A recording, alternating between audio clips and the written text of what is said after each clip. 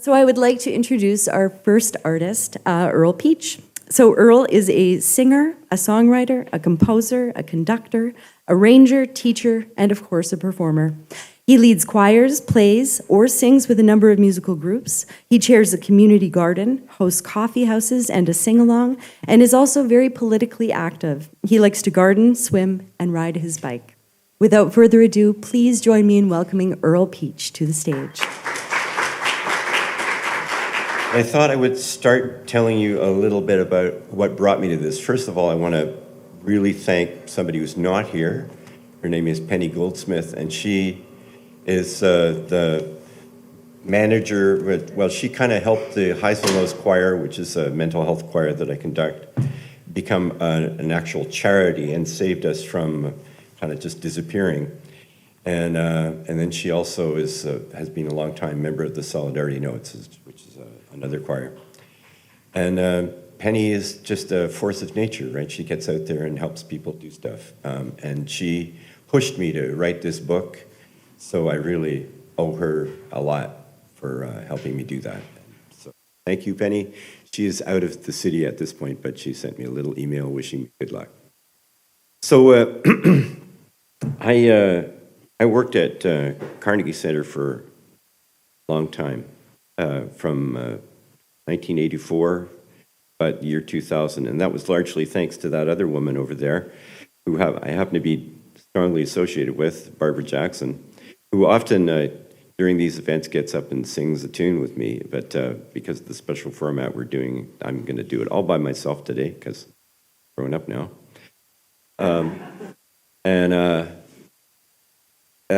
So at Carnegie, I ran music programs for 16 years. I got to know a bunch of people in the downtown east side. We did an album of downtown east side musicians. We did a concert series in 1986 where we went around to basically empty community centers for about 15 times. But there were a lot of brilliant, amazing musicians at downtown east side. I wish I could just stand here all day and tell you stories about them. But I'm going to tell you about the Carnegie Cabaret, and also starting the cabaret. I started working at Carnegie in 1984, hosting an open stage cabaret and 2 jams a week. I met many brilliant musicians at the Carnegie Center who had much to teach me about the importance of being able to show the world the beauty you create, about collaborating, about adapting and being flexible and inventing on the spot. There was one musician named Evan who was famous for calling up others to play with them and then walking up to the mic and starting to sing something nobody had ever heard without indicating key or time signature or tempo. The usual result was blues in G. There was a painter who would accompany herself on the piano singing very beautiful but idiosyncratic versions of Leonard Cohen songs, which nobody else could play along with. There was a woman who sang the same 4 songs for around 8 years in the jams and cabarets until one day she came in and said, "I'm sick of singing the same 4 songs." "So learn some new ones," I offered. "I have a bunch of lyrics." "I can't read," she replied in frustration. After a pause, I said, "Well, maybe it's time to go up to the Learning Center and find out how." And she did.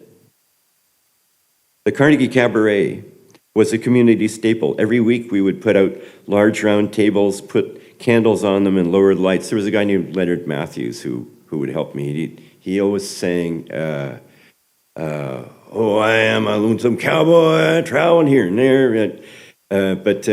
And he described himself as an old alkie. But he would be there every week setting up the tables.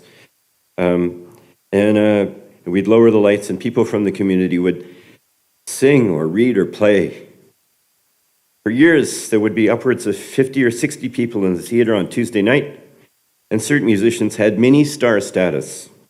In 1999, I helped record an album of these musicians, which was highly eclectic, inventive, and beautiful. It was called These Are the Faces, and it was named after a song by Robert Doucette, which ended the album.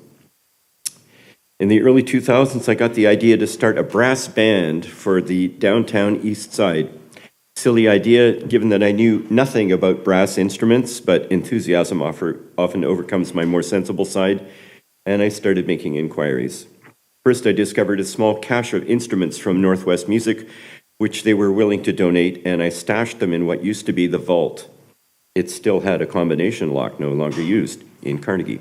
I borrowed a trombone, took it home, and began driving Barbara and our downstairs neighbor crazy as I figured out how to produce sounds on it. After that came a trumpet, a saxophone, a baritone horn. I advertised in Carnegie, and about 7 people showed up, none of whom had played before.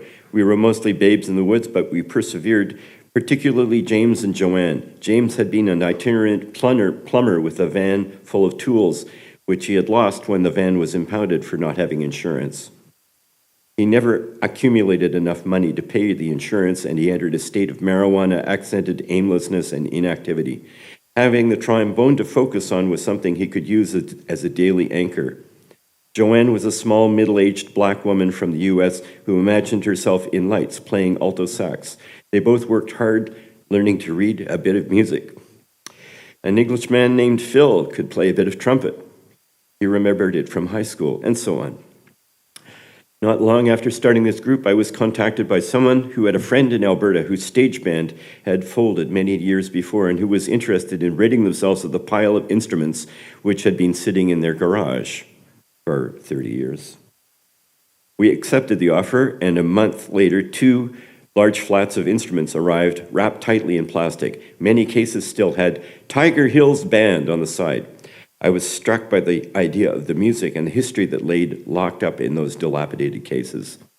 A gentleman from Northwest Music came and looked through them. Most of them had deteriorated to the point of being junk, including, unfortunately, the tuba, which someone took home to be a planter. About 10 of the instruments were playable with some work. They began to sing again. I arranged some simple tunes for our ensemble while doing my best to improve on the trumpet. We actually had a little march down Hastings Street one time, and I'm sure we made an interesting sight. Eventually, I convinced a local jazz player, Brad Muirhead, to take over direction of the group, and he's doing it still. However, apart from the opportunity afforded to people to create music together, my proudest memory, I can never read this without weeping, is of those neglected instruments emerging into light as the cases were opened, each bearing the mystery of its past, the absorbed vibrations from years of playing.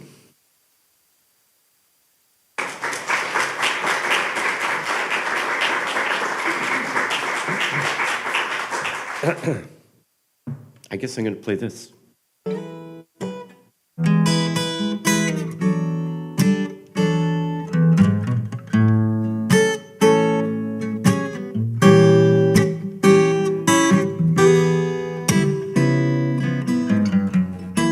I think less monitor is good.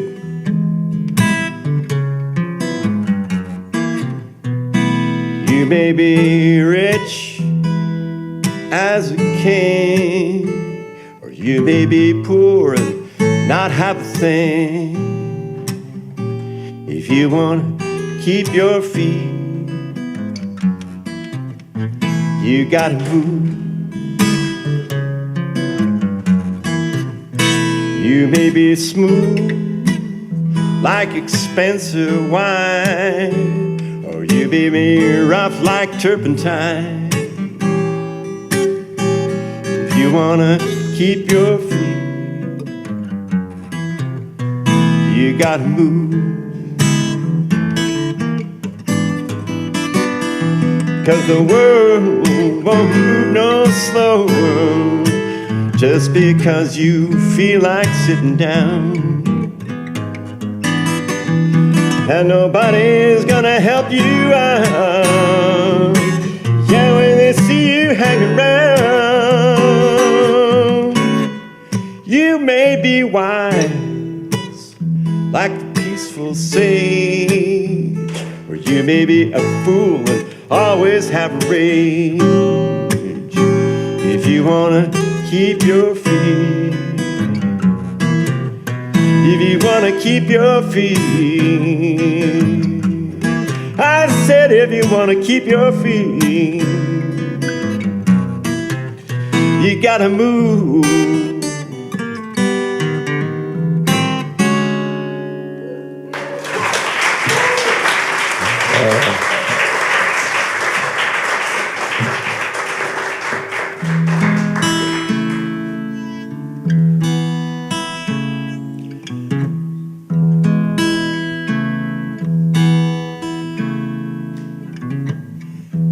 Midnight by the sea,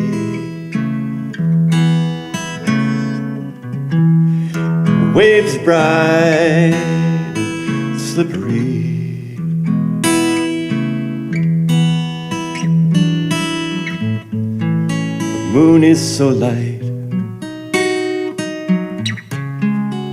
and the stars run free, shining in flight over me.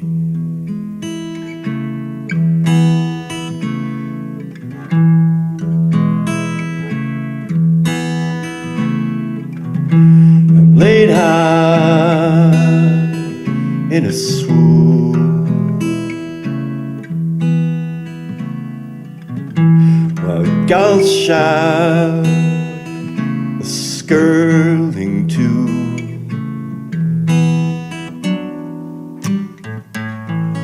Heart is devout as a child's balloon. I want to reach out, touch the moon.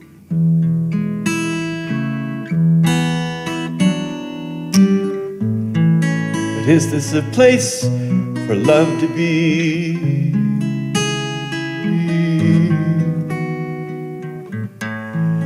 If ever her grace should come to me,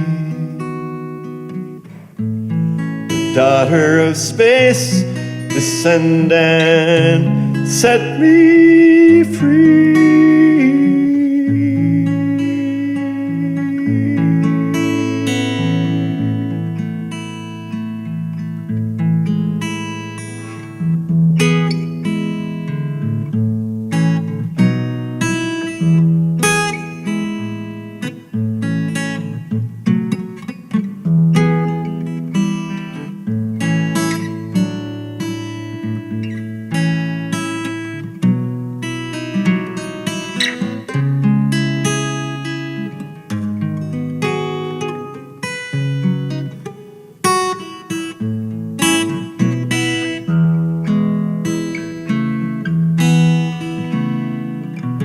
So much for guitar solos.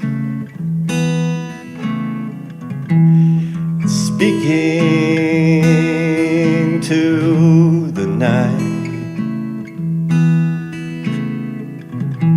I'm seeking second sight.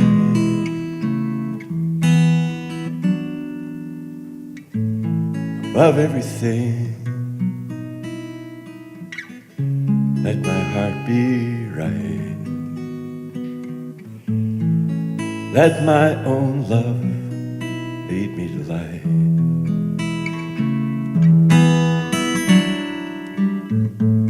But is this a place for love to be?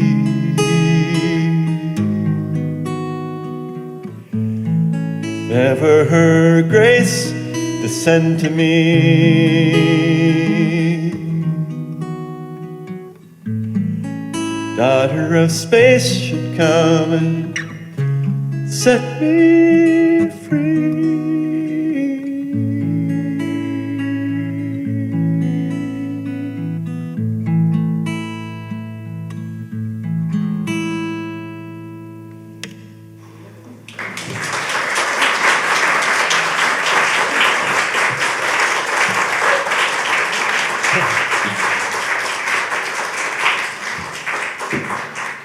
So, do I have time to read you something else?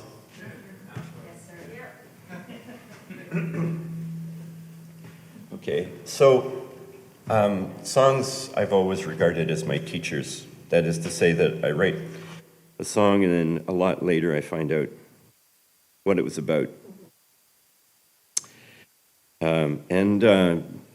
it's normally stuff that I don't know. And so after that, I just go back to it whenever I need to know more, as I always do. So I'm going to read you a little bit about the way things are. Early on, I deduced that this is not a carrot and stick universe. You don't necessarily get punished for bad behavior, and you don't get rewarded for good behavior. So all the texts that tell you you do are false. Further, to all appearances, the universe has no attitude toward you at all. It just does its business, and you just happen to be there, but part of it. This is a good thing. You can observe the way it moves around you, its vast intelligence, its dance of structure and chaos, its multiplicity.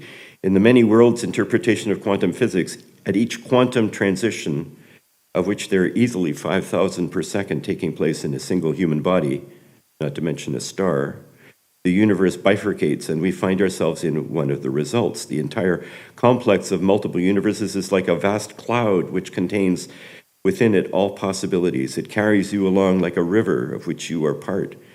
Coming toward you are all possible futures, the more exotic ones further to the side, the ones you inhabit directly ahead.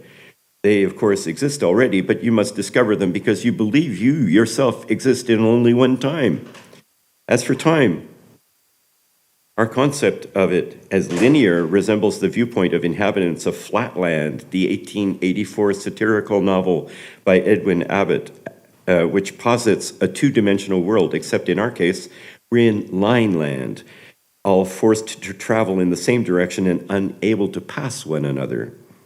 The river of existence is not like that at all. Having said this, it only makes sense to me that there is something eternal. We have learned to trace background radiation from the first few 100,000 years after the Big Bang. But if time is multidimensional, it makes no sense to speak of then and now and measure it in revolutions of this tiny planet around an insignificant star. In a universe in which an infinite beam of light in any direction will describe a circle, every point is at the center, including each moment. In a dualistic model of the universe, we normally have good and evil constantly in struggle for the human soul.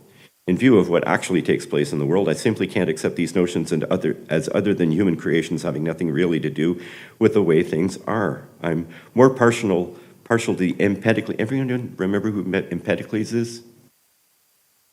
Empedocles, if I remember correctly, said that the universe began as a sphere of love surrounded by chaos. And chaos seeped into this giant egg of love and gave rise to the multiplicity of things. And I presume, the end process is that it'll be a sphere of chaos, perfect chaos, surrounded by love, and the whole process will reverse. But I'm partial to the Empedoclean opposition of love and strife, chaos, both of which manifest through time as evolution and entropy. These vectors apply in human affairs as well, in that much of our behavior is driven by our attempts to promote our own evolution and avoid entropy. I eat a sandwich, I apply entropy to the sandwich, and I apply that goes to my own evolution. When bad things happen to us, like accidents, disease, earthquakes, war, or climate change, they're all interpretable as the breakdown of systems in the presence of declining or unstable energy. When our lives or relationships fall apart, it's because the steady energy needed to make them thrive is removed or becomes unstable. Our suffering is real, but there's nobody to shake our fist at. Our best medicine is understanding. This is the way things are. Recently, it's come to inhabit more of my songs. And several songs that I haven't played for a long time. But I guess I'll read you Like the River. Heraclitus said, "The river twice you may not step into will not be the same." But I began to think like Parmenides. Everyone remember Parmenides? Oh. Who said that nothing moves, except perhaps in name. Heraclitus said that everything is motion. Parmenides said nothing moves. Because I see the changes. They cannot reach us. I see that change has nothing to teach us, but that we are like the river. You and I, we've seen so much in our time. Most boggles the mind. How could we be the same? When I look at you, I see the true shining identity that lies behind a name. I see the changes. They cannot touch us. The change shows nothing so much as that we are like the river. We're like the river. We're like the river in our continuity. There's nothing will deliver us from flowing to the sea. See the changes, they cause confusion. I see the change is just an illusion. Because we are like the river.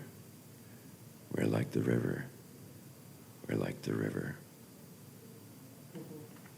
Thank you.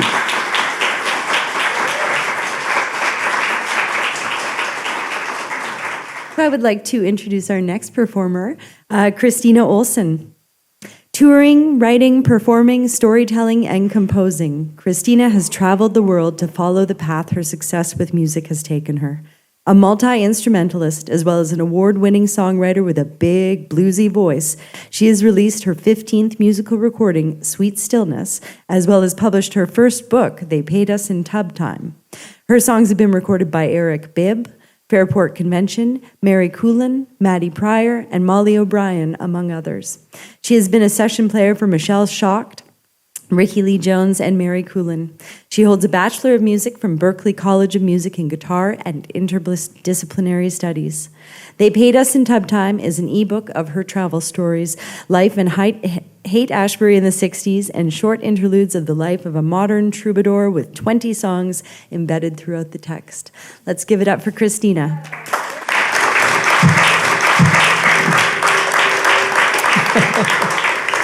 I'm sure I didn't do all those things, really. All right, Chapter 11, Banjo Lessons, LA 70s. So my bike mechanic boyfriend and I are in an open relationship. I don't know if this is good or bad. He is my first real boyfriend, so I figure it's okay. I'm just learning how all this works. Although now our relationship is open and we've been together for 8 months, I haven't tried the open part of it myself. I was still reeling from the death of my father and desperately needed to try and cheer myself up, so I started taking banjo lessons at McCabe's. McCabe's is the hippest guitar store in Los Angeles.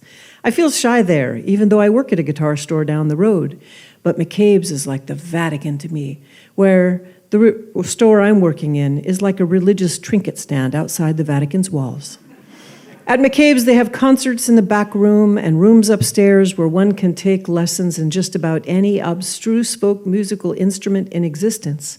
So I get to take banjo lessons up in one of those rooms from a man who's a master banjo player. I bring him strawberries and practice like mad to show my gratitude that he concedes to teach me, a neophyte 16-year-old. Most weeks he is patient and kind, but some weeks he is so hyper that he can't sit still or focus on anything. Things with a bike mechanic are going okay, but I find I'm getting attracted to my banjo teacher. He invites me to his place to visit, so I drive my old powder blue Jeep down there one afternoon. I'm so excited to be invited, and I don't know what we'll do. I figure we'll talk more about the banjo. I know I'm attracted to him, but I don't know enough about men and romance to know if it's reciprocated. I guess I still don't know, sheesh.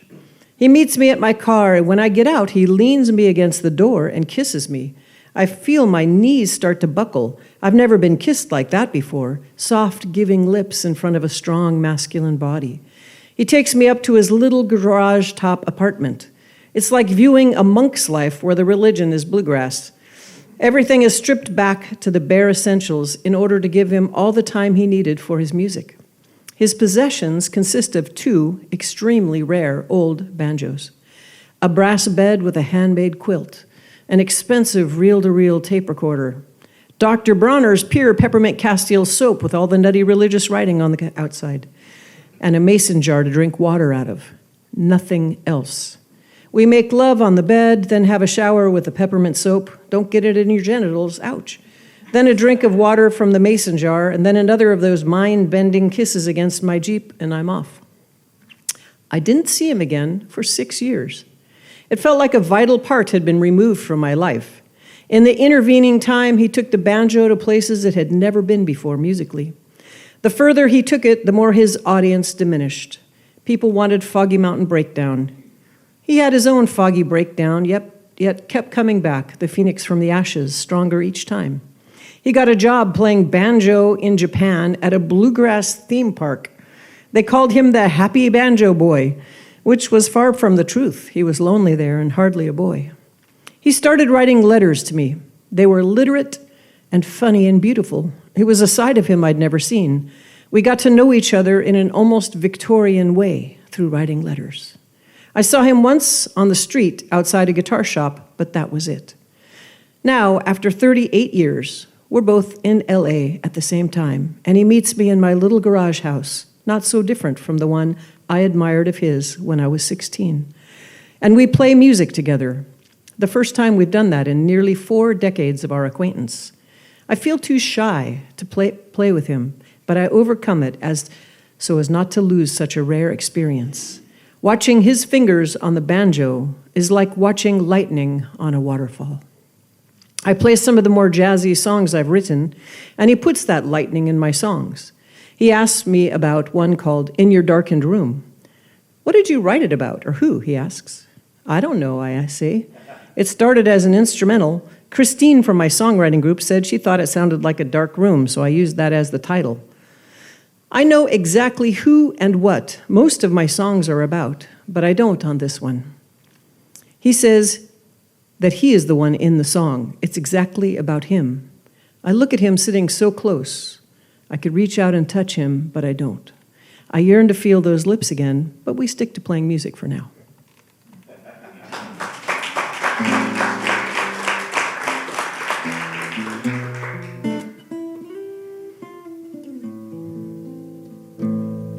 And you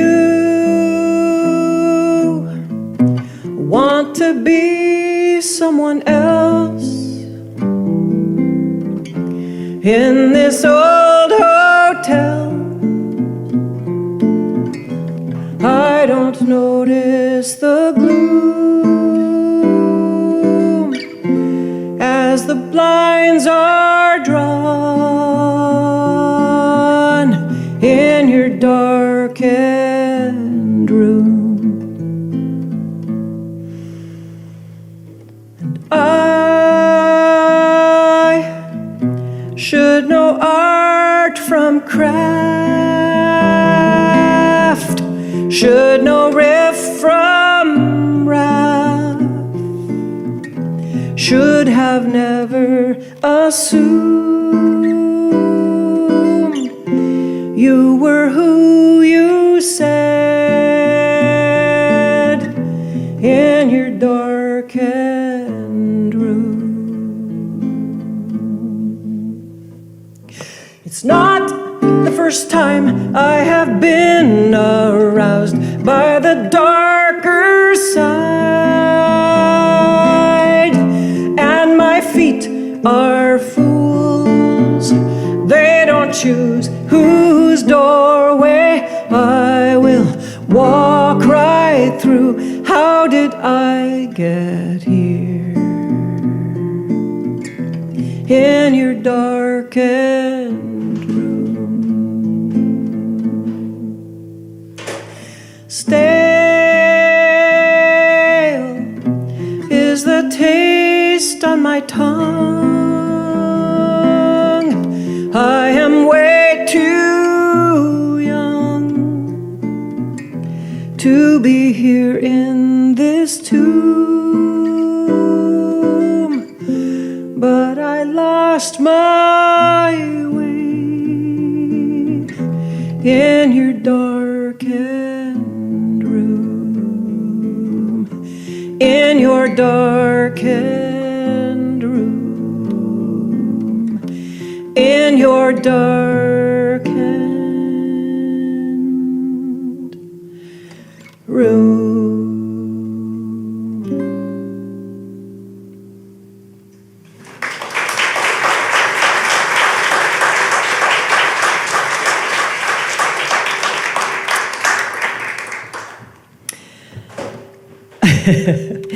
decided to write an ebook when I heard that it was possible to embed music in a book. And it partly came about because, have any of you read An Equal Music, I think it's called, by Vikram Seth, or any of Vikram Seth's books?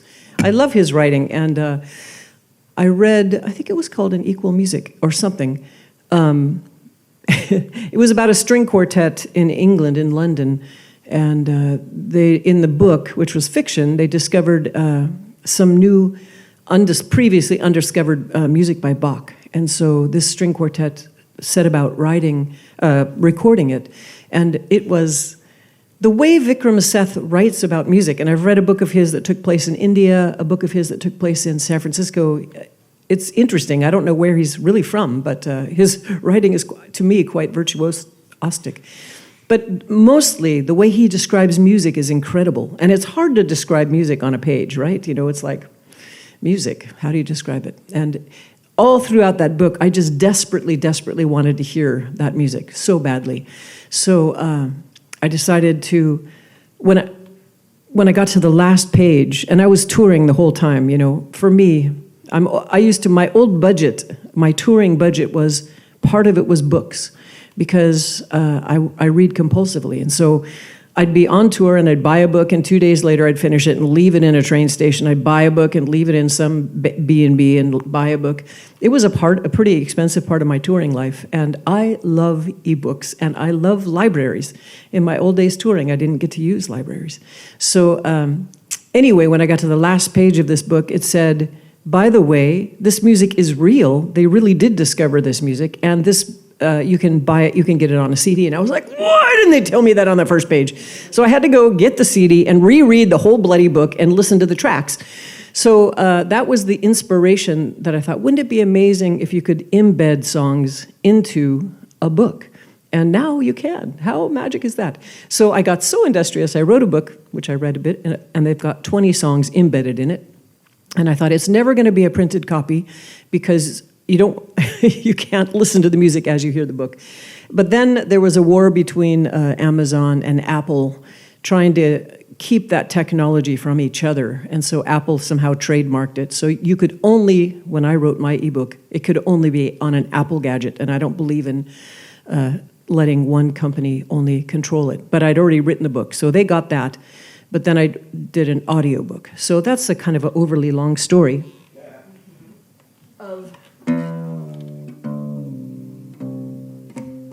of the path that I took to write the book. But it was a lot of fun. And I got to release it in Indonesia at the Bali Book Festival. And there were all these really famous authors there. And I was this newbie, you know, I wrote a book, I'm a musician, hi. But I got to be on all these panels because it was when ebooks were still pretty new, and certainly ones with embeds in them were very new. So I was on all these panels, and all these people said, oh, I would never read an ebook, never, never.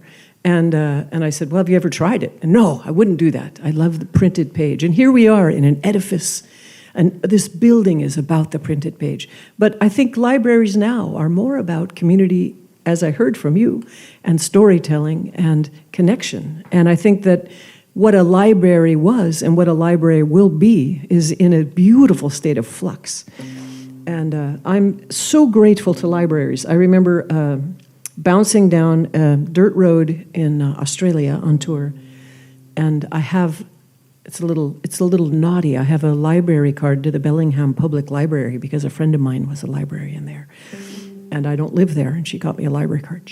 Anyhow, there was a book I really wanted to read, and it was only available in Washington library system that I could find. So I'm in Australia bouncing down a road, and this book arrives from the Bellingham Library into my phone. Amazing. So I'm a great fan. But the most interesting thing to me of when I asked people who didn't like ebooks what they didn't like about it. I mean, I can hold 50 books in my hand with 2 fingers in my phone. But the people who didn't like it, they miss the smell. Isn't that interesting, the smell? And it's true, I love opening a brand new book and that kind of weird chemical. I hate chemicals, but the smell of the ink is interesting and beautiful to me. And sometimes like and sometimes hate going to a little library and pulling out a book and opening it, and the must or the smoke from the previous owner is right there, or maybe something else, and the annotations and all that kind of stuff. So I think we're all here because we love books, and I think that's an incredibly beautiful thing. And I think keeping our minds wide and open about what books are is exciting, because what it really is a connection. This song is called Prayer Flags, and it's a song I wrote. The story is in the book, but I'm not going to read it. When I was young, I grew up in Haight-Ashbury in the 60s, and my dad was a scientist and my mom was a hippie.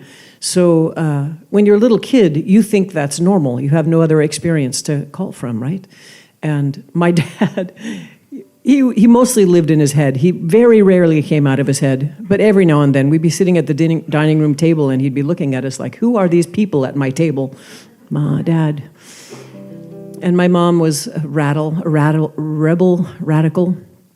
Anyway, we didn't have religion because that wasn't allowed if you were a hippie child of an academic. So that was that. And other kids at school had religion. I was kind of jealous because they had gods they could pray to and get stuff. We didn't have that. Eventually, it was my young teens, and it was when tampons were new technology. It's too long for many of you to remember, but I remember that. And they had great ads, saying what you could do with a tampon. You could go horseback riding and swimming. Well, we had no horse and no pool, so I was just desperate to get my hands on a box of tampons. I did, and I decided to try it out, and it didn't work very well. It got stuck, and I got very religious that night. I did a lot of praying to many gods that I didn't know anything about, and eventually I got free, and I forgot my promises. But my brother at a similar age did a similarly stupid thing, thank goodness not with a tampon, but he'd see my dad shaving every morning. He thought it was so masculine and so grown up and manly. He was so excited about it. And so he wanted to try it. He had no facial hair to speak of, but he did have eyebrows. Whoop, whoop, they came right off. And then he realized how ridiculous he looked. And so my brother was a very mechanical, clever guy, except for that. And so he cut off big hunks of his head hair and got some white glue and put these bushels of head hair glued to his face where his eyebrows were, and came down to the dinner table as if that was normal. We hurt ourselves laughing.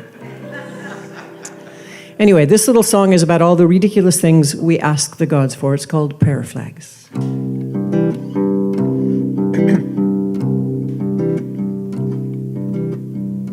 What if we hung the prayer flags to tell the gods we're fine?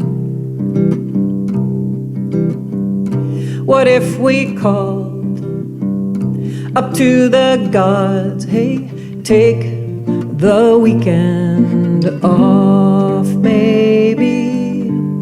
What if we said, thanks for the help over the years?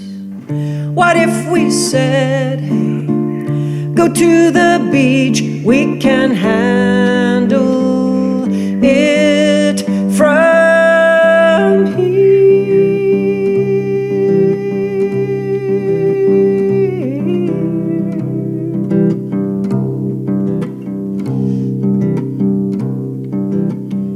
What if we said, we're sorry that we asked for stupid things?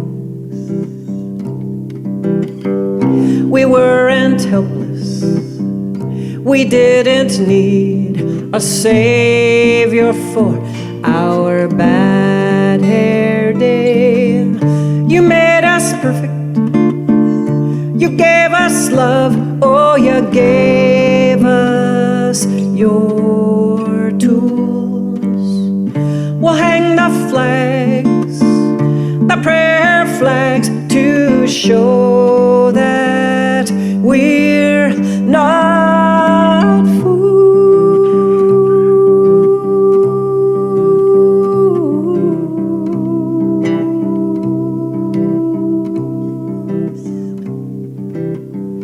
What if we said, we know you're there, but don't know how we know.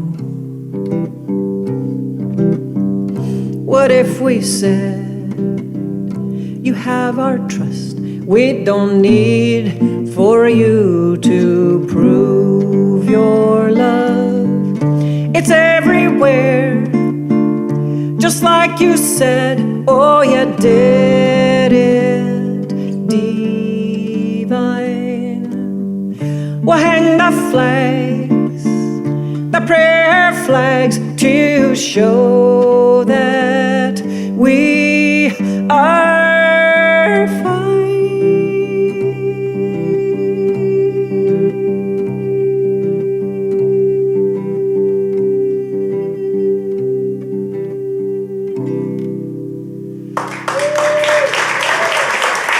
Thank you.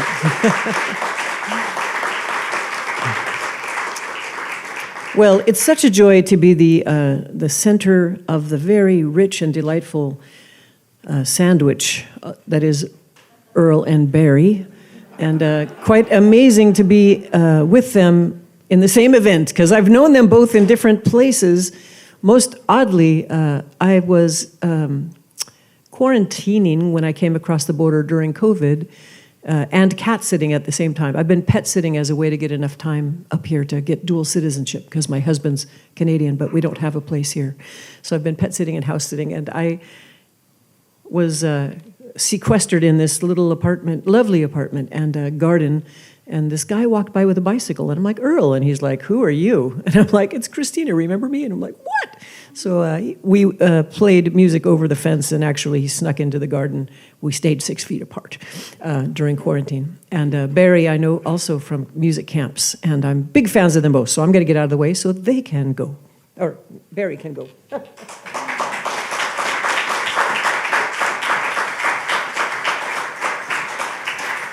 Let's get Barry up here. And I would just like to take a moment to really thank Barry, because Barry's totally responsible for bringing this group of musicians together.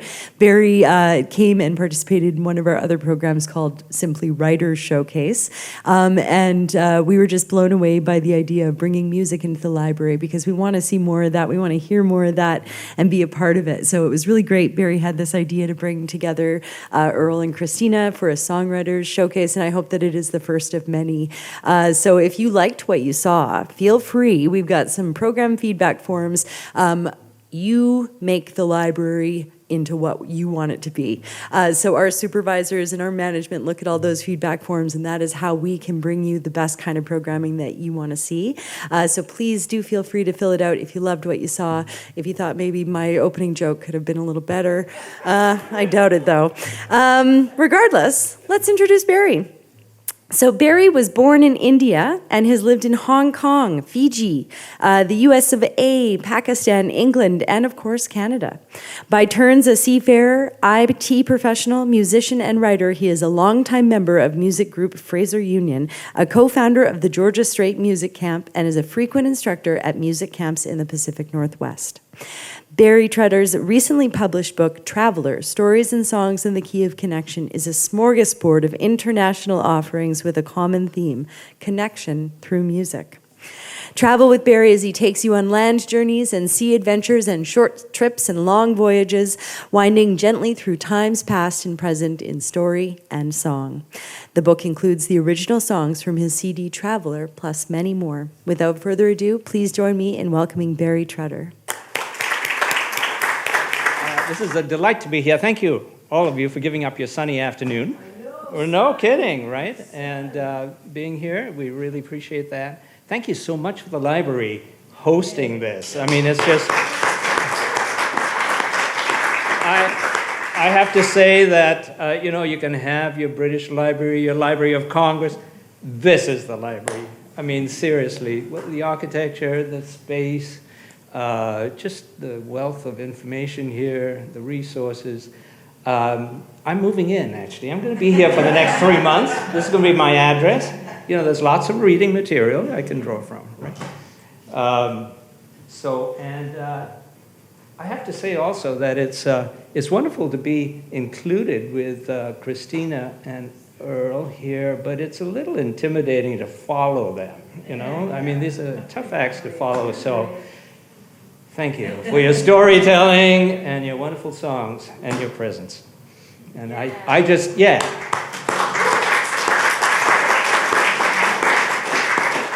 I have to say that the heart, the absolute heart of I think, my feeling on life is creative collaboration, how we work together to create things.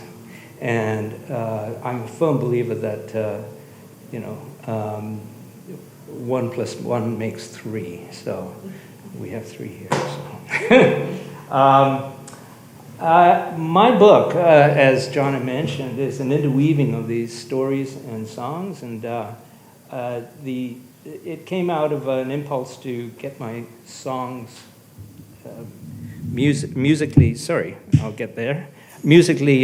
notated. And then I thought, well, there's stories that go along with these songs, you know, and some of them are connected directly to the songs, and some are independent, but all of the stories have a theme of connection through music, whether internationally through travel or on the Canada line. There's music everywhere, obviously, and if we keep our eyes open and our ears open and our earbuds out of our ears when we're on the Canada line or wherever, it's there. So for me, that's kind of the wonder of musical experience. The songs that I write, I started thinking, well, you know, I could call them kind of from the well of Al, because I enjoy being challenged by different themes, and that could range from the environmental to the historical to the historic Al to the personal. In fact, if I took a quote from, Paul Simon, borrowed a quote from Paul Simon, you could just call me Al, right? But that's what interests me with songwriting, is to challenge myself and come at it from a different angle each time, but always somehow from personal experience. And also to change up the rhythm whenever I can, because rhythm is so much at the heart of songwriting. And world music out there is full of rhythms that we don't know much about in North America. And I just love being introduced to that. So I'm going to read an excerpt from a story, and I'm going to sing 2.5 songs. The first one is from the Political, and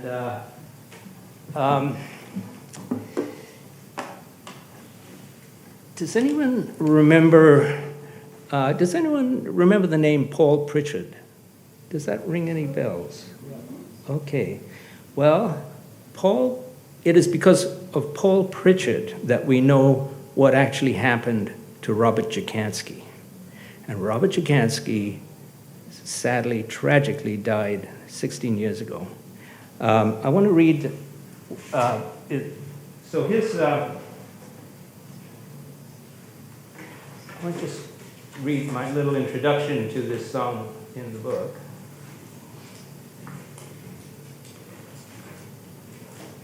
Just because it does it more succinctly than I could off the top of my head.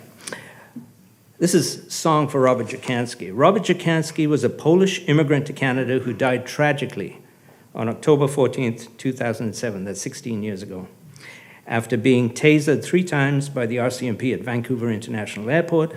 A video of the incident by a member of the public, Paul Pritchard, drew attention to the consequences of excessive and inappropriate use of force in the name of security. A provincial commission later found the officers were not justified in using the taser, and that they also lied during the investigation. And for more information, you can see the Braidwood Commission inquiry reports of 2009 and 2010. So it just seemed to me that the world we're living in is full of microcosmic and macrocosmic evidence of excessive and inappropriate use of force. And so, we think we might be immune in Canada. We're not. This happens here. And I just want to keep, that thought in mind. So I'm going to sing this song for Robert Dziekanski. I'll just add that both Robert and his mother, who was bringing him to Canada, have both passed away.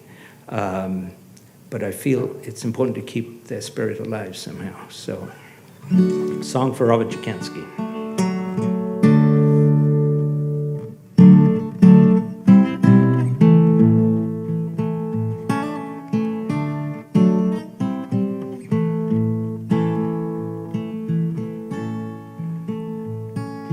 Robert Dziekanski flew into town. Distraught at the airport, he wandered around. At the end of that day, he lay dead on the ground. Poor old Robert Dziekanski. Poor old Robert Dziekanski. Robert Dziekanski, so all alone.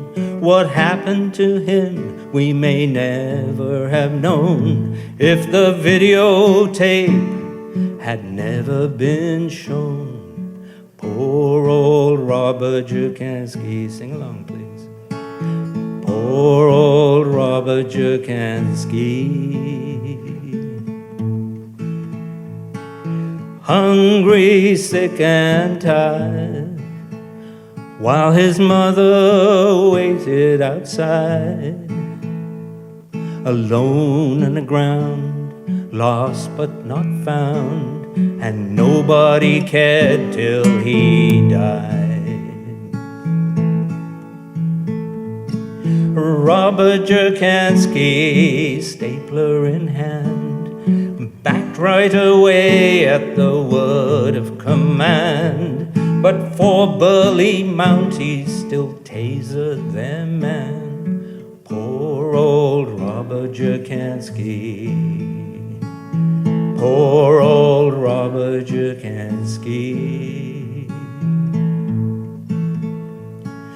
Hungry, sick and tired, while his mother waited outside.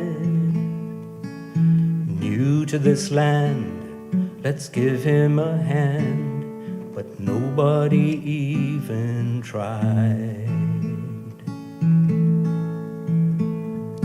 Robert Dziekanski flew into town, lost and confused he wandered around. At the end of that day, he lay dead on the ground. Poor old Robert Dziekanski. Poor old Robert Dziekanski. Poor old Robert Dziekanski. Thank you.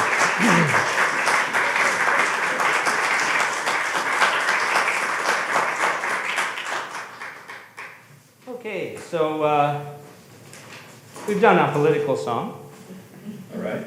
My political song for the afternoon, and we're gonna lighten it up a little bit. Does anyone play ukulele? I know people play. There are people who play ukulele here. Oh, lots of people. Great. Has anyone been to Fiji? Yes. Yeah. All right. Okay. So, all right. I want to take you to Fiji, if I may. It's nice and warm there, you know. It's okay there. Yeah. No, I know. No, but you could swim, you know. You could paddle a canoe. You know. There's ways of getting that. You could just float on someone's back. Yeah, that's the best way. Right. Yeah. Yeah, there you go. My dad was a Foreign Service officer. He was a diplomatic officer. And so his first posting was to Hong Kong. His second posting was to Fiji. And these postings happened in 3-year clumps. After that, it was Delhi, and then to Washington, D.C., and then to Karachi in Pakistan and Islamabad. And his last posting was in Kenya, in Nairobi. I'd left home by that stage and gone to England, went to college for a year, decided I was going to go to sea. And so I had a spell at sea, and then, anyways, long and short of it was that I wanted to read this song, this little bit out of my book here about ukuleles. The story is called Ukuleles Lost and Found. The ukulele is the little engine that could of stringed instruments. It's a workhorse, portable and accessible, and guaranteed to raise spirits and bring on the giggles, right? Best of all, anyone can learn to play. Give me an hour and I'll teach you 2 chords, 2 strums, and 2 songs, and you'll be on your way, guaranteed. My journey with the uke started when I was 6 years old in hospital in Suva, Fiji, with an extreme case of bronchial pneumonia. My parents tell me it was touch and go, and they were worried sick and didn't leave my bedside for 3 days. I was homebound for the next month until I regained my strength, and to keep me amused, they bought me a ukulele and a book of songs with chords, Little Brown Jug, and Swanee River, and Oh Susanna, and a song sheet of Isa Lay, the national song of Fiji. I learned the chords and strums, but little thought what use I'd make of them in adulthood. 20 years later, I found myself once again in Fiji. The humid air, brilliant red hibiscus, and scent of pale yellow frangipani, immediately familiar. I was on a 3-month backpacking meander around the South Pacific, island hopping through the archipelagos of Fiji, Samoa, and Tonga, wandering where the winds of chance took me. For some of this jaunt, I joined up with fellow Canadian Dave Ryan. Our pace was compatible, a mode I dubbed the Fijian fumble. 2 steps forward, 1 step sideways, taking us twice as long to get nowhere.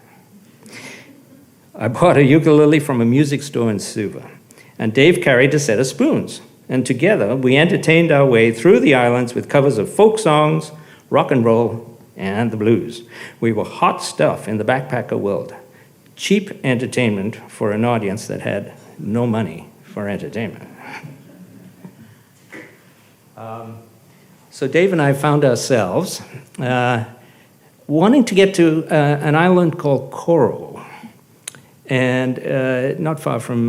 So we had to get to this ferry terminal, and so we got on this ferry to Koro, and it managed to make it about 100 yards out into the harbor, and then it broke down. So we came back. And it was going to be a while. They said, who knows when it's going to be fixed. So we looked around, and there was this other ferry. And it was going to the island of Ovalau. And we thought, well, okay, let's go to Ovalau. So we got on the ferry, and off we went. Got to the island of Ovalau, the big city there, the metropolitan city of about 500, 600 people is Levuka. And it's the old capital of Fiji, and it's got a history. It's an interesting history. So anyways, we got off the boat, and the ferry took off. And it was only at that point that I asked someone on the dock, so when's the next ferry coming to pick us up? And the guy shrugged. And I said, oh, all right. Well, I guess we're here for as long as it takes. So we were there for a week. But each day I'd go down to the dock, and I'd say, to whoever was down there, I'd say, ferry to Koro? And I'd get this shrug, and maybe tomorrow. And I thought, if anyone ever feeds you a rhyme like that, don't skip. make use of it. So that's where this song comes from.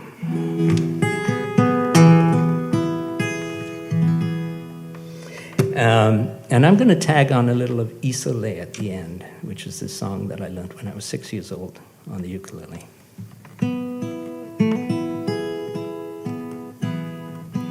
So with all my songs, lots of them, there's repeating lines, so I encourage you to just jump in.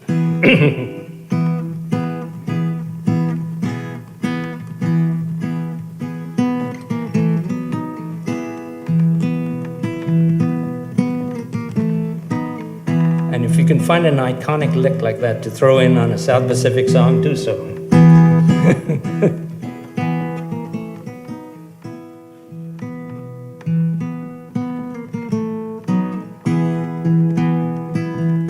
I was down in old Levuka town, sitting down by the bay. I went to the dock. I'm asking my way. Well, I'm looking for a ferry boat sailing to Coro. I'm asking the man. He say no sail till tomorrow. And I'm on the dock down by the bay in old Levuka town. I'm on the dock down by the bay, watching the boat sail away. That's the chorus.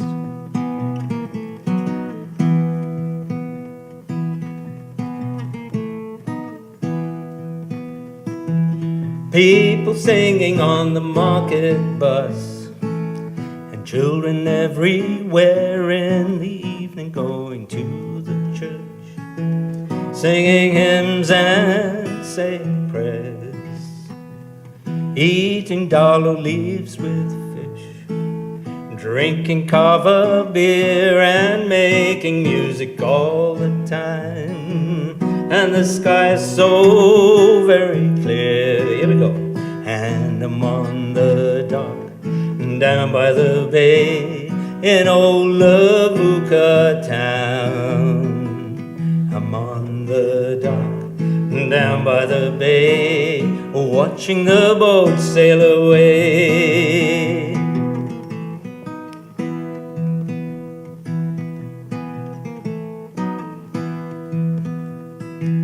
Maybe tomorrow that boat will come to take me away, but I'm sitting put. This is where I want to stay. The sun shines and the people they laugh, drinking kava beer and making music all the time. And the sky's so very clear, and I'm on the dock down by the bay in old Levuka town.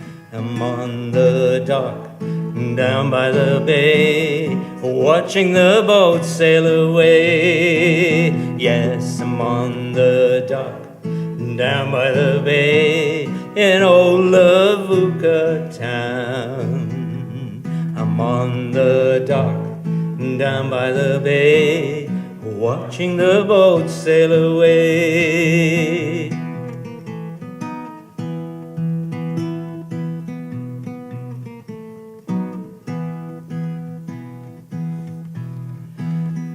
Isa isa bulangi la sadina, no malako anarara wakina, tavaveka doyamai dakava, no malako anasengani lasa. Isolé nanongorarawa,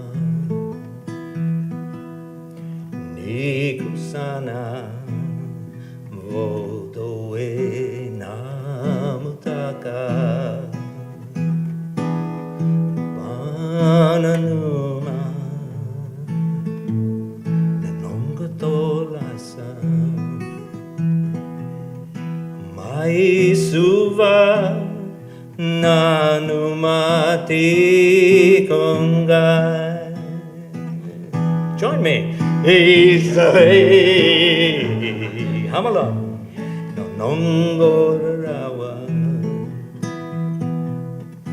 nikosana vodoe namutaka vananuma nanongatolasa Mai suva nanumati kongai Mai suva nanumati kongai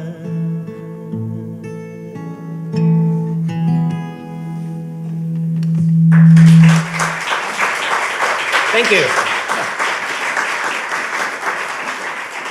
I just want to give a shout out to Don Kellett because those two songs are bookends on my album Traveler there, and Don plays on both. He plays this wonderful dobro, right? Steel guitar, yeah. So, Don. Okay, I'm done. Thank you.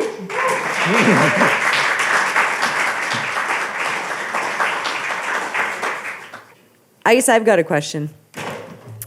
All of your music it's similar in a way, but then there's also such differences.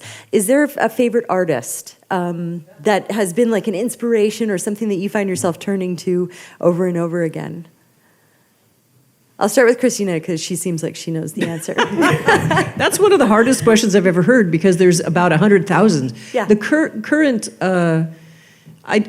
they have these desert island discs, and I think it's BBC did that. And like, if you were on a desert island, what 10, records would you bring? And I often think Leonard Cohen's, the cover that Jennifer Warrens did called Famous Blue Raincoat. That's one I've over-listened to, and I love that it's a Canadian writer. So that's one there. I think I couldn't live a minute without any Astor Piazzolla, the incredible tango. It's not a song, but the wonderful tango composer from Argentina. But it's, I think the three of us listen so widely, and that's the thing I get most excited about it, is it permeates our own music. One hopes that you listen very widely. I mean, you hear the islands and Barry's, and you hear all the choir work and all the multi-instrument, and you think, I hear all that. So that's my answer. Well, my parents, as I've realized belatedly, had extremely Catholic tastes in music that were reflected in their record collection. So we had an album of music from the Congo narrated by Hugh Trevelyan of the BBC, and music from Romania and just like many different places in the world that really kind of soaked into my brain and also my mother was the town piano teacher and my sisters were also musical. My second eldest sister was in the National Arts Center Orchestra for a while, and she alternated between that and being a hippie or a beatnik actually. Hippies didn't exist yet. Right.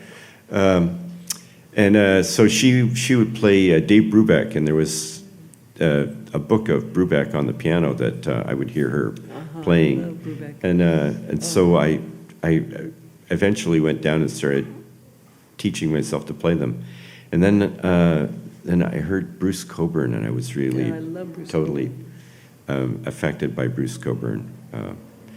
So it's kind of like that, And then there was all the classical music and Renaissance, and Michael Praetorius he did this album of he made this album in the 1600s. You know what I mean? Was it cassette? Was it on? No, 8-track, 8-track. But it was a set of dances called Terpsichore that was total favorite of mine. So yeah, it's kind of all over the place. Barry. Well, I have to say that, you mentioned parents and childhood and that, and well, my parents loved musicals. So, I probably know the whole of Oklahoma, South Pacific, you name it, right? The King and I, My Fair Lady, Camelot. Lots of influences. Mississippi John Hurt. Oh, I love Right. Yeah. Harry Belafonte. Harry Belafonte, and he passed away earlier on this year, right? An activist and Yeah. incredible singer. I'm right now fascinated by rhythm, and so that's taking me to places like the music of South Africa, the music of West Africa, the Caribbean. And then vocally, I'm in a choir for the first time in my life. I'm in a choir. It's called Rhythm and Roots, and it's world music. And so I'm being introduced to Bulgarian and Corsican and, all over Swedish. Oh, man, that's tough. It's hard to learn those words. But anyways, lots of musical influences. There's a thread of the blues that's in there somehow. Got captured in there, yeah. Does anybody else have any questions? Oh, we've got one in the back besides someone with a hat. You can yell it up and I'm going to repeat what you say so we catch it on the mic. Do you play any other instrument? So this person has asked, do you play any other instruments? Is there an instrument you guys don't play? I mean, that might be another I don't question. play but- ukulele. Isn't Oh, that you don't play astonishing? ukulele? Oh. Well, listen. Give me an hour of Yeah, your time, right. I'll teach you 2 chords, Okay, 2 strums, 2 strums, it 2 will be good. songs. Well, as I mentioned when I was talking about the stage band, people keep giving me instruments, right? They've been given a tenor sax and a French horn and a baritone horn, and then I've sort of accumulated other ones along the way, and I can play them all quite badly. But I also have banjos and mandolins and whistles and just like anything I can get my hands on, really. Can I ask what the person who asked the question, what do you play? Do you play would you play an instrument? You play piano. Yay. Wow, is that, Yeah, play piano piano too. is one of the best instruments, I think, Truly is. even though I considered it child abuse, because at age 5, I was taught piano and I hated it. But you know what, and even now, I think, so much of my knowledge of music comes from that. So That's congratulations totally true. for Yeah. taking piano, and I hope you have a better teacher than I did. Yeah, I had piano lessons from a man named Mr. Voice, who called me the fussy one, because he'd play me a tune and he'd say, "Do you want to learn this?" And I'd say, "Maybe something else." He'd play something else. I'd say, "No, let's try something else." And well, maybe the first one. That's it. Remember that you can be the fussy one too with your piano teacher. Well, I'm someone who wished I had piano lessons when I was a kid. We moved around so much, and we lived out of steamer trunks and suitcases, and packing up every 2-3 years. So it was just too hard to pack a piano around. But I have to say, I totally agree with you guys. Piano would be a Right. really good place to start. Although mandolins are really, really cool, because they're small. You can take them anywhere, That's good. and they make nice sounds and like that. You know what I would say is listen to what your ear tells you want to play. I know so many kids who are forced to play, especially females, forced to play flute, forced to play piano, forced to play violin. I know so many. It's funny. My cellist I've worked with for decades in Australia, he was forced to play piano when he was a little kid, and he hated it. And when he was 5 years old, he said, "I want to play cello." And his parents went, "That's impractical. We have a piano." And eventually he became an incredible professional cellist. So be a little stubborn. a lot of parents, they're doing the best they can, and it's such a hard job. But if you say you want to learn some weird instrument because it speaks to you, be persistent, get there somehow, because you're not going to put in time on an instrument you don't love. And I will say I play many instruments. I play about 15 instruments, and again, like Earle, not well, many of them, some well, but some not. But for me as a writer, I use them as a palette of colors, so that each instrument has its own voice. And I hear that voice, and it calls me to write different songs than I would have written if it was in a different instrument. So Right. for we me, jammed on saxophone. yeah, we've played saxophone before in his community garden, and surprised some people. Like, I'm impressed. Are you trying to kill the plants? They said no. And I just want to add that let's not forget the voice. That's probably Yeah. the That's most right. diverse The number of one. instruments. Number So one. if you get a chance to sing in a choir, or just sing with friends, Michael. that's big. So I'm just going to repeat that. Yeah. What was the first musical instrument that awakened the musician within you? And before you answer, I just wanted to take a moment to remind everybody, if you're interested in exploring a musical instrument, we actually have them to be lent here at the library. Yay, library! Yeah, so we don't have flutes. I want a hurdy-gurdy. You got But a we do have cellos, we do have miniature pianos, we've got banjos, we've got all sorts of stuff. So if you're interested in getting into any type of musical instrument or giving it a try, feel free to approach myself or any of my fantastic colleagues.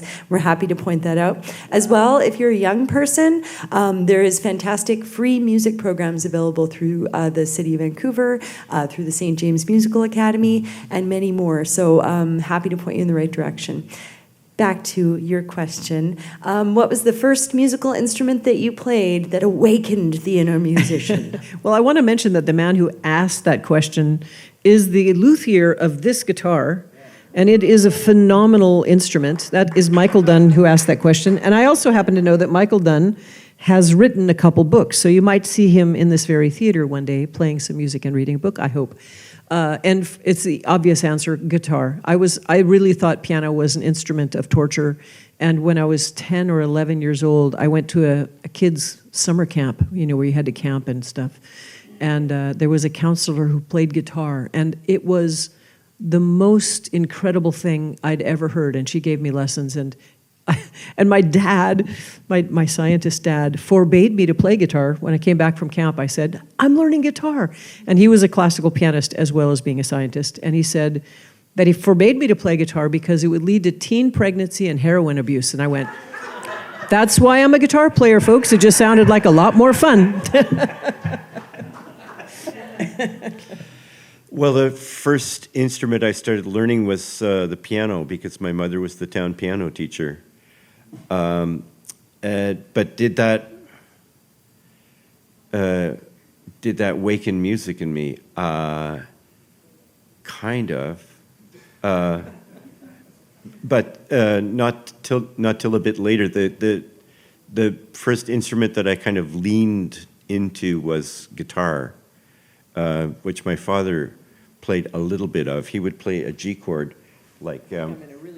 Yeah, with the thumb here and right and nothing on the A string, and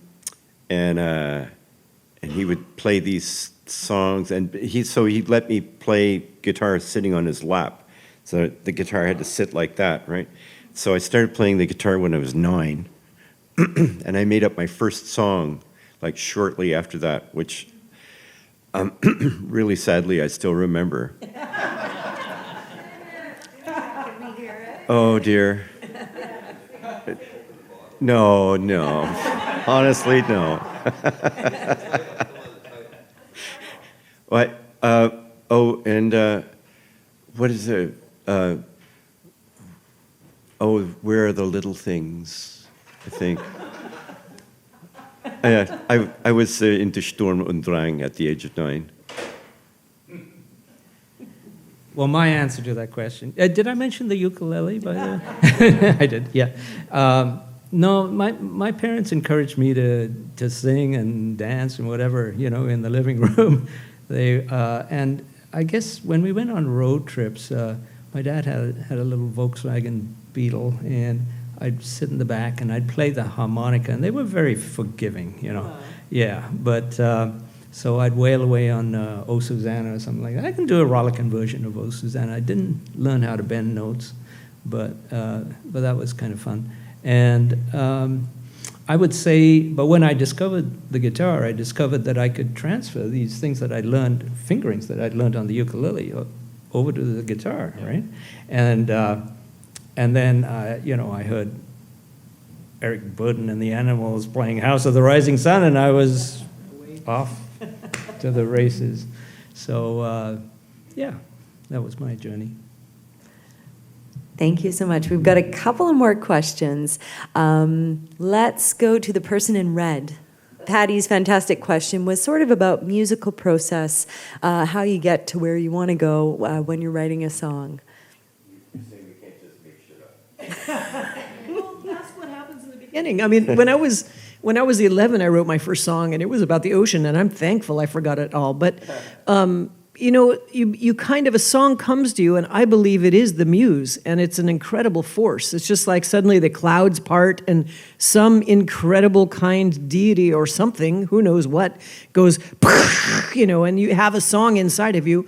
For me, as a young teen that was full of angst, when I really started seriously writing, I think it was a desperate way. I was trying to speak, and I'd been so closed down emotionally that the only way I could speak was through this convoluted path of song. I could say things that I wasn't able to say in real life. And so, and when that happens, it's kind of a phenomenal feeling. It's just like, did I write that? Is that mine? We usually feel kind of guilty at first, like, I think I stole that. That was too easy. And because we got a couple easy ones in the beginning, it's a curse, because then you're a songwriter, and most of the rest of it is deeply difficult. I'm being a little funny here, but I did notice that when I was working at McCabe's guitar shop, I mentioned earlier, another gal who worked there, we both said, oh, we're songwriters. It would take every 2 years, the clouds would part and ka-jam, we'd get a new song. But our tools were rusty. We weren't really very good at writing anything down. So they were clumsy attempts, I think. And she and I decided to take a songwriting class together. So we did. And we noticed that we wrote 10 songs in 10 weeks, which upped our game massively. And we thought, that's interesting. And to be honest, 20% of the songs were so unbearably horrible that I would not even play them again or claim them as my own. Maybe 10 or 20% of the songs were keepers, and the rest were kind of variants of that, somewhere in between. And then we signed up for another songwriting class, and there was this, it was at UCLA, a really high, institute of learning, and the teacher was an idiot, and he was like, so terrible. There was a woman with giant breasts, and he addressed the entire class to her breasts, the whole class. And he finally said, wow, you must have a great voice because you've got so much room in there. And I thought, he doesn't even know anatomy. Like, we couldn't stand it, so we got our money back.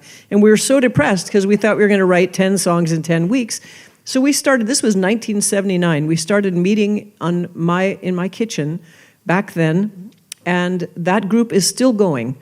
And we have a weekly deadline to write a new song. And I will say, I was just telling them last Thursday when we had our group, was Thanksgiving in the US, and I was saying, I'm so thankful to you guys. I mean, it was Thanksgiving, we're still meeting, and you have to bring something new every single week. And I said, every song I've ever played on stage has been vetted by you first.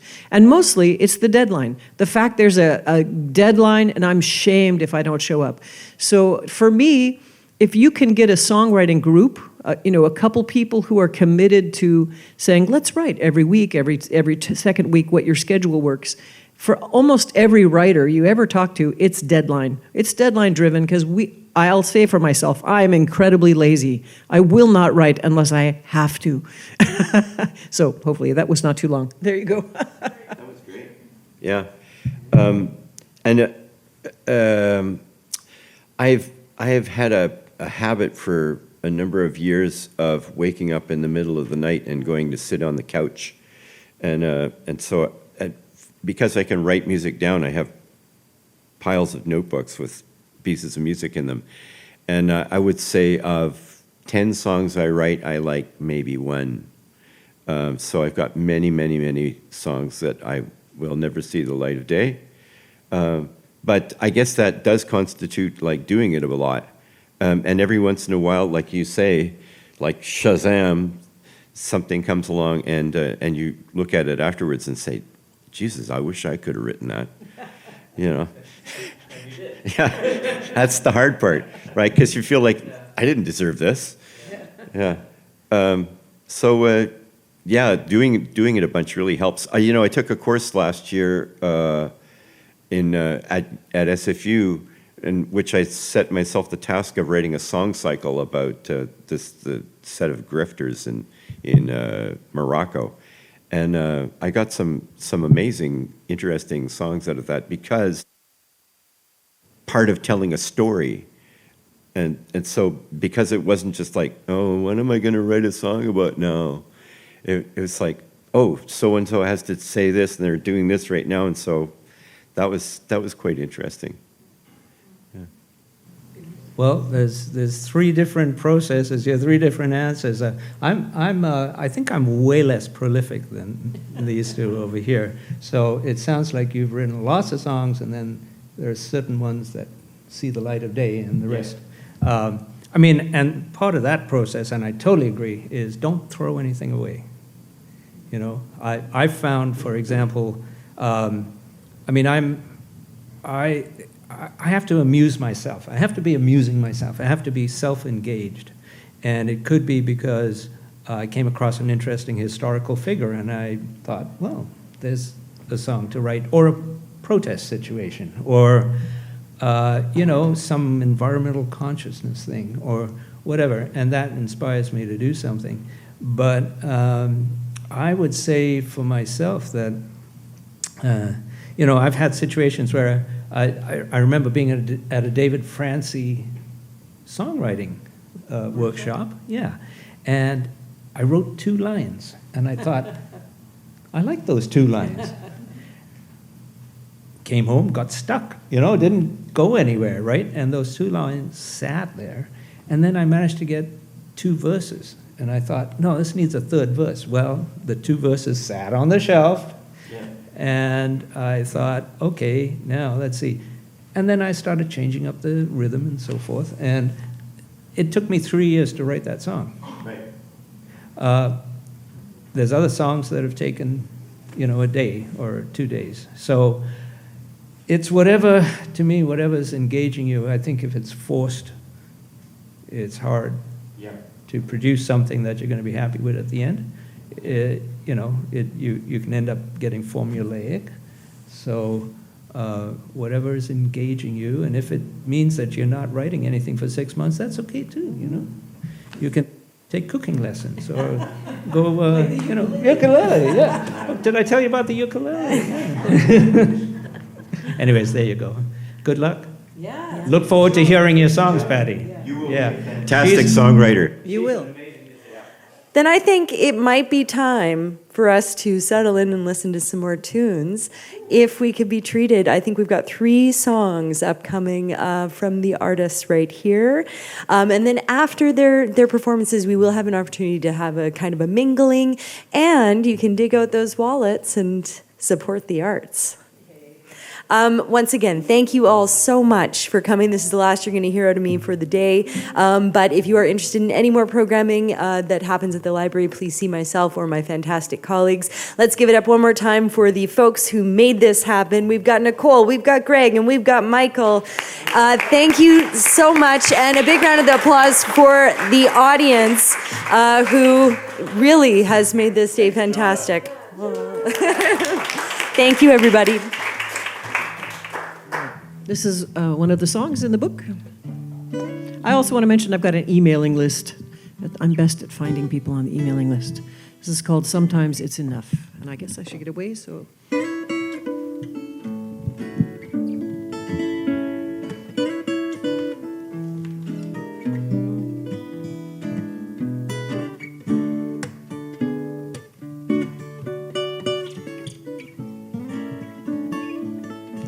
Sometimes it's enough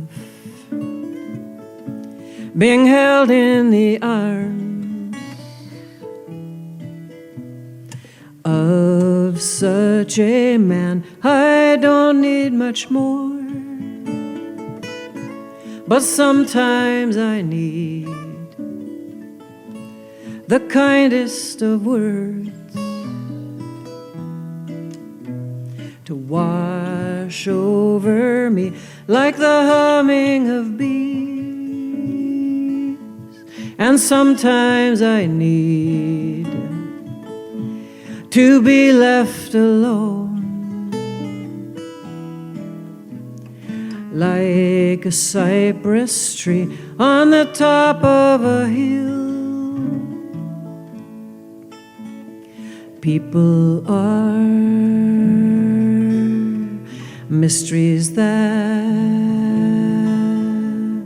we all puzzle about. Yeah, I don't know how you can figure me out. You guys want to play?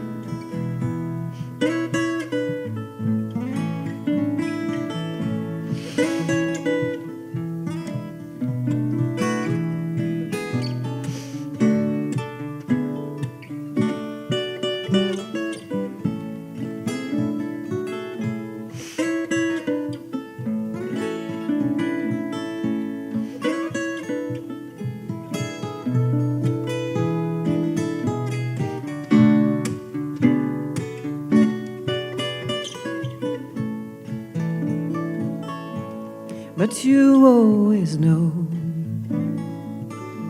just what I need,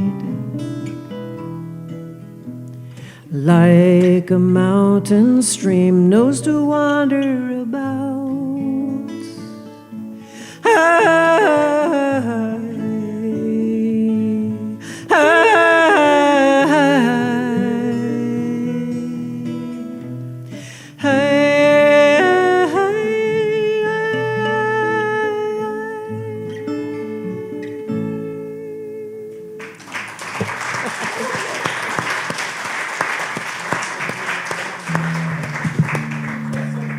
Wow.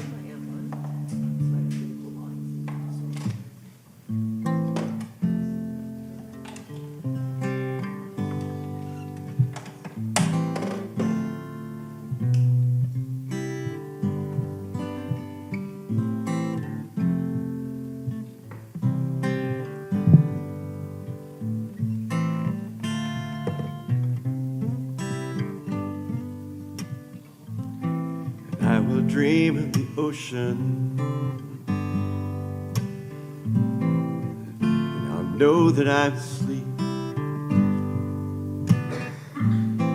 You will be there before me, all shining, mysterious indeed.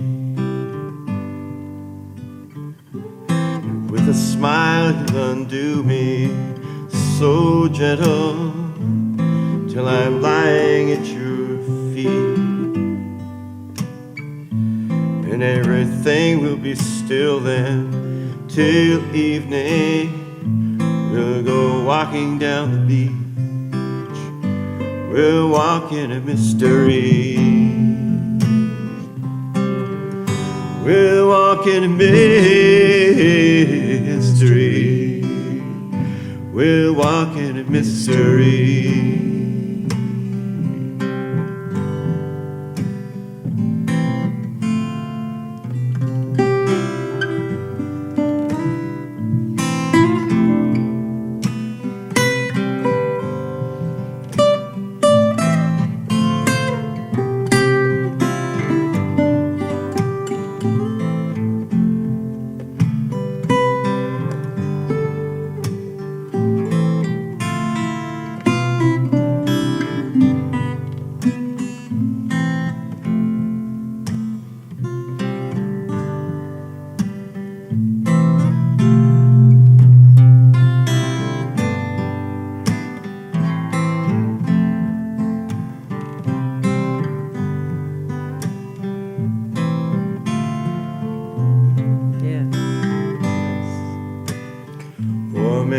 Across our faces, love shimmering like heat through a coal.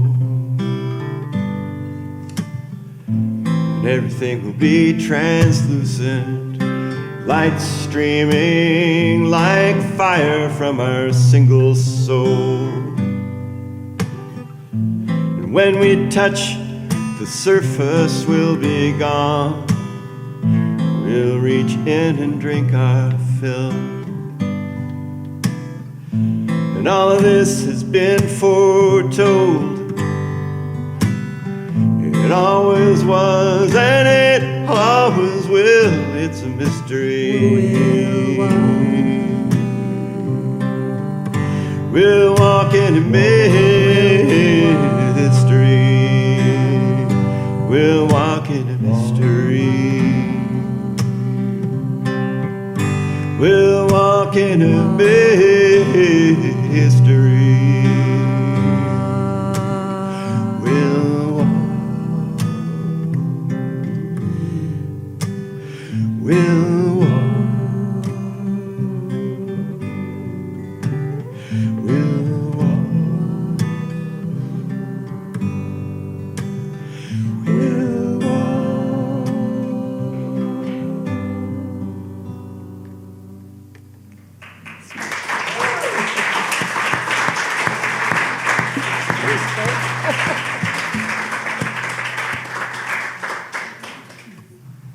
Okay, well, I guess I get to end it. It's up to you. Yeah. All right, but once again, thank you all so much for being here.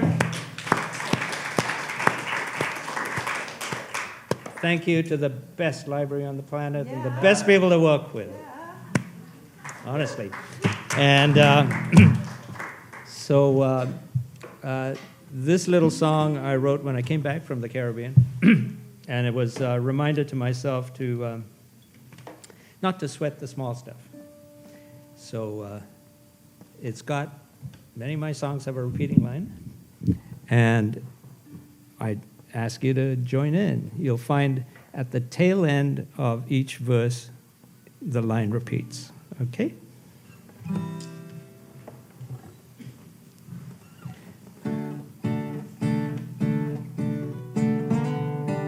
So tired, feeling wild, take time to unwind. Don't get caught, 'cause life's too short.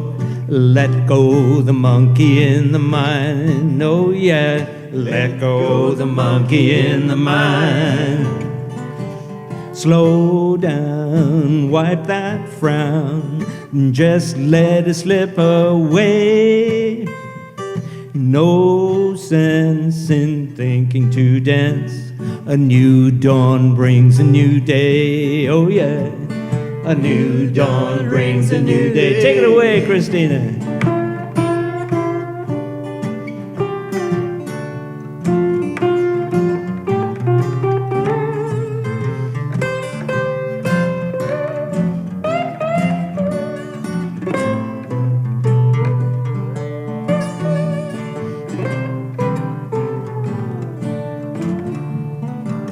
Don't fuss it, easy does it.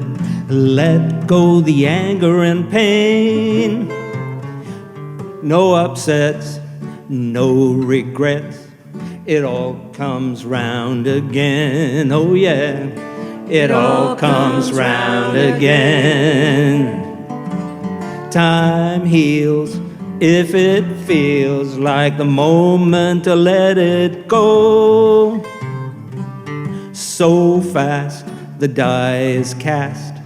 Time to go with the flow. Oh yeah, time to go with the flow. Yeah, oh.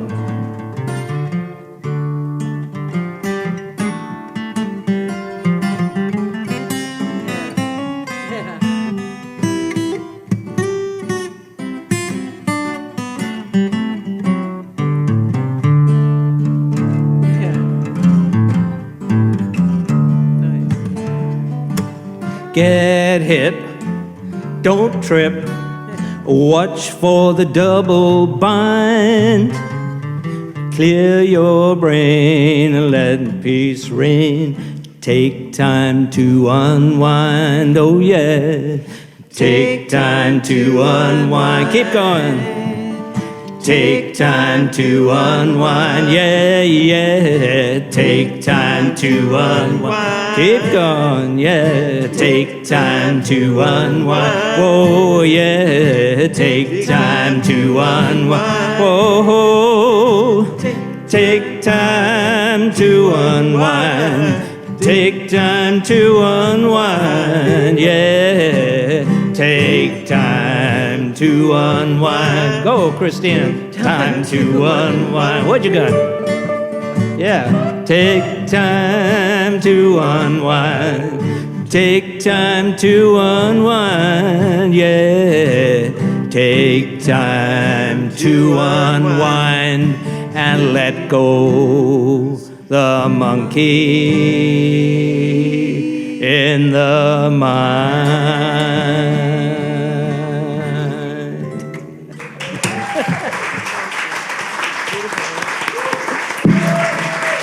Oh, Kristina, Jonna, the library, everyone, thanks for being here.